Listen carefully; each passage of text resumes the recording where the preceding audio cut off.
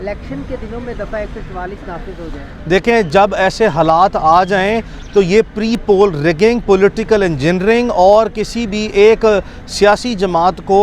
Corner करने की, disintegrate करने की, पीस बाय पीस जो स्टेज वाइज और स्टेप वाइज स्ट्रेटजी है उसका ये हिस्सा है। ये सारा का सारा जो इलेक्टोरल प्रोसेस है ये सो फार अब तक जो नज़र आता है ये फ्रॉड पर, चीटिंग पर और मैनिपुलेशंस पर मबनी है। इस आने वाले साल 2024 के इलेक्शन की जो क्रेडिबिलिटी है ये कॉम्प्रोमाइज़ हो चुकी है और इसकी कोई भी वैलिडिटी जो है वो नेशनल और इंटरनेशनल जो भी स्टैंडर्ड्स हैं फेयर एंड फ्री इलेक्शन के, उसके ऊपर ये पूरा ना उतरता है। ये एक नाजायज़ किस्म के इलेक्टोरल प्रोसेस से एक नाजायज़ जो इलेक्शन की पैदावार की हुकूमत होगी वो एक नाजायज़ हुकूमत जो है, एक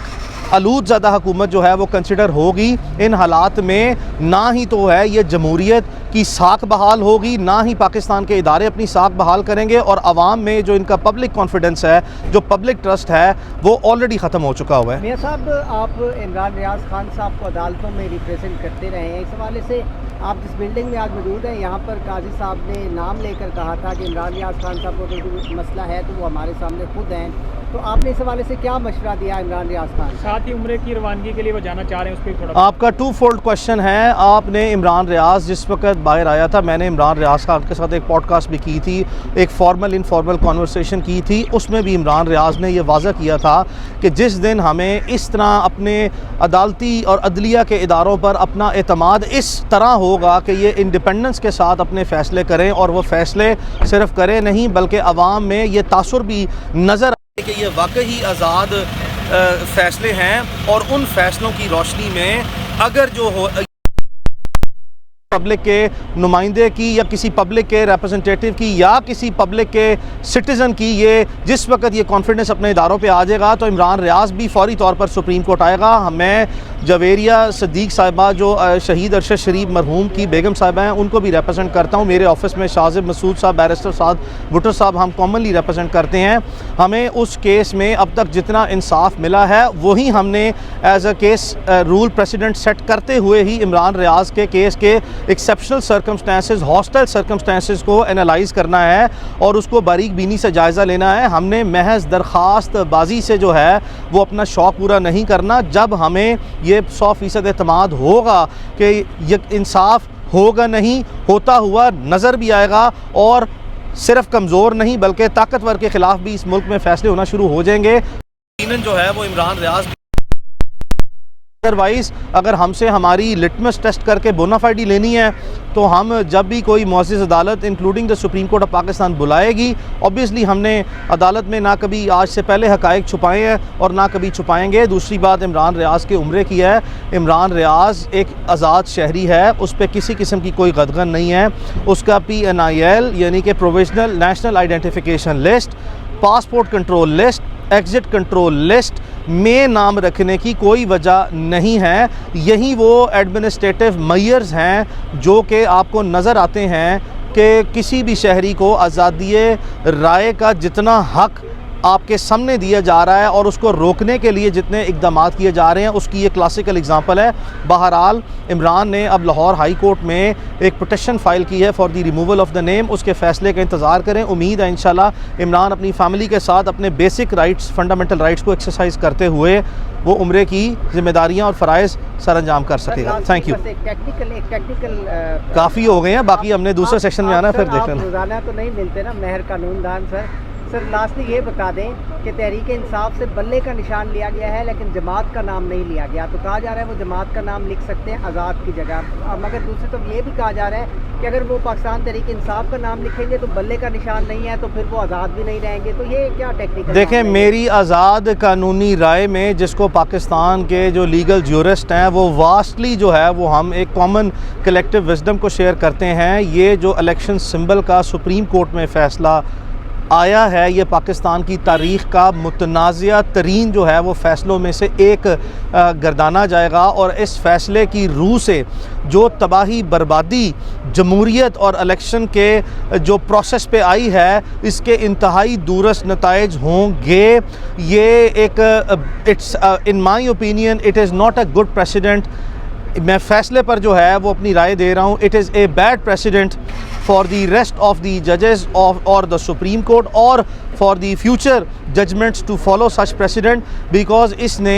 जमहूरियत का, डेमोक्रेसी का और इलेक्टोरल प्रोसेस का कोई भला नहीं किया, बल्कि हमें पिक एंड चूज़ की बेसिस पे, डिस्क्रिमिनेटरी बेसिस पे ये फ़ैसला जो है वो एग्जिस्टिंग सर्कमस्टेंसेस में नज़रिया ज़रूरत के तहत जो है वो होता नज़र आया है। कतई तौर पर भी ऐसा नहीं होना चाहिए था। पार्टी चाहे PTI हो, पार्टी चाहे PMLN हो, पार्टी चाहे PPP हो या मुल्क की दीगर जमातें हों, उनको जिस तरह आज सुप्रीम कोर्ट में आप रिपीटेडली जो है वो एक ऑब्जर्वेशन देख रहे हैं कि अवाम के मुंतखब नुमाइंदे जो हैं उनका चुनाव का जो इख्तियार है वो सिर्फ अवाम को दिया जाए, तो टेक्निकलिटीज़ और लीगैलिटीज़ की बेसिस पे इस इतनी बड़ी सियासी जमात जो कि मुमकिना तौर पर मुल्क की सबसे बड़ी सियासी जमात है, उसको टेक्निकल बेसिस पे नॉकआउट करना और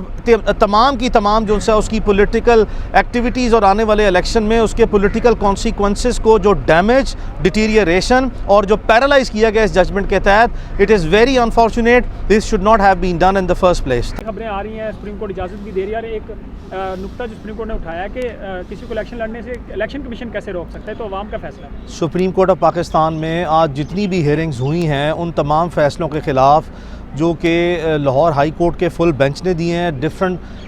पार्ट्स ऑफ कंट्रीज़ के जितने कॉन्स्टिट्यूशनल बेंचेस ने वो पटिशन्स को डिसमिस किया, वो सारी सुप्रीम कोर्ट में अभी तक जो समानतें हुई हैं वो तमाम की तमाम जो हैं उन सबको सुप्रीम कोर्ट सेटिसाइड कर रही है। और इलेक्शन कमीशन की जितनी एडमिनिस्ट्रेटिव मैनिपुलेशंस थी, हेरा फेरियाँ थी, इस इलेक्टोरल प्रोसेस को डिफीट करने के लिए जितनी चीटिंग्स और मैनिपुलेशन की हैं वो सारी की सारी सुप्रीम कोर्ट के सामने एक्सपोज हो गई हैं। और सुप्रीम कोर्ट अब once and for all times to come उन तमाम चीटिंग्स पे, मैनिपुलेशंस पे one by one point of law को सेटल करते जा रहे हैं, जिसमें प्राइमरीली प्रोक्लेम ऑफेंडर के पॉइंट्स थे। सुप्रीम कोर्ट में अब तक डिफरेंट बेंचेस का जो व्यू आया है वो वन लाइनर है कि किसी भी प्रोक्लेम ऑफेंडर को कॉन्स्टिट्यूशन में किसी जगह नहीं लिखा कि इलेक्शन लड़ने से रोका जाए, और उनकी पिटिशन्स अलाउ की हैं। इसी तरह प्रपोजर और सेकेंडर्स के जो इशू हैं उसको सुप्रीम कोर्ट सेटल कर रही है। आज हम शौकत बसरा साहब और सनम जावेद खान साहिबा के नॉमिनेशन पेपर की रिजेक्शन के अगेंस्ट सुप्रीम कोर्ट में जो लाहौर हाई कोर्ट के फुल बेंच के फैसले थे उसमें अपेयर हुए।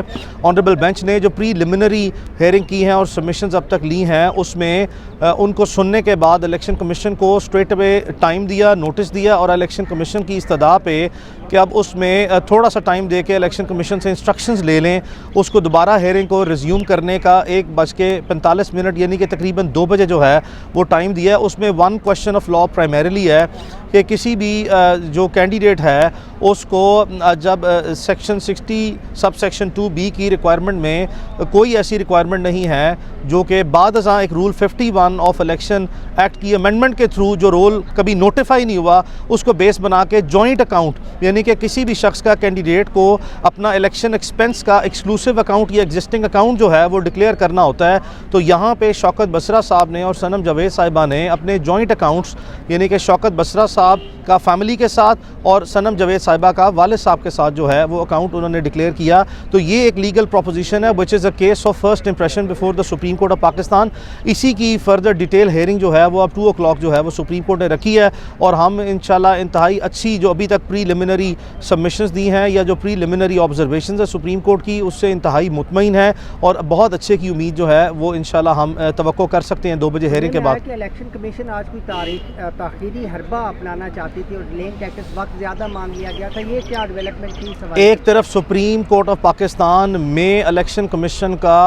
रिपीटेडली मौक़िफ़ ये रहा है कि जी बहुत हम टाइट जो है वो स्केजुअल के मुताबिक चीज़ों में आगे बढ़ रहे हैं। एक तरफ हमने देखा कि चंद ऐसे उम्मीदवारान हैं जिस पे सारा का सारा इलेक्शन कमीशन का ज़ोर है, तो इस हालात में जो कंडक्ट रहा है इलेक्शन कमीशन का थ्रू आउट एज़ इसने इलेक्शन कमीशन की जो सेंक्टिटी है पाकिस्तान में बतौर आज़ाद इदारा जो क्रेडिबिलिटी है उसको बिल्कुल for all times to come जो है वो ख़त्म कर दिया, और इलेक्शन कमीशन जैसे इदारों को अपनी साख बहाल करते हुए अब कई साल जो है वो लग जाएंगे। कई इलेक्शन 5-6 इलेक्शन जो हैं पाकिस्तान में मज़ीद होंगे, और अगर इलेक्शन कमीशन ने अपना किबला दुरुस्त रखा, आज़ादी और खुद मुख्तारी से अपने फ़ैसले किए, तो ही किसी वक्त जाके इसकी जो डैमेज रेपुटेशन है वो डिटीरियरेटेड रेपुटेशन है और इस हद तक डैमेज हो गई है कि उसको रीस्टोर करने में they would require a lot of time.